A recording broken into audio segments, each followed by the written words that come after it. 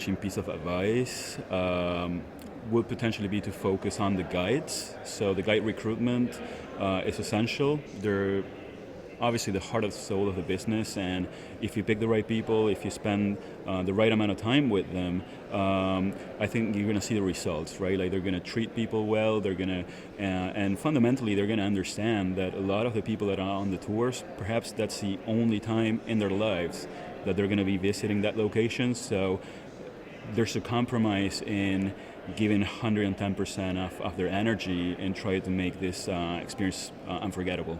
Yeah, they're the customer-facing, part of your business. So it's really important that we support them, and we make them our priority in our company.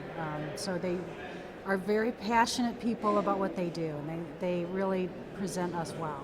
I would say the first step in finding the right guides would be having a conversation with them. I don't think there's anything too technical that we can say about how to look for the right people.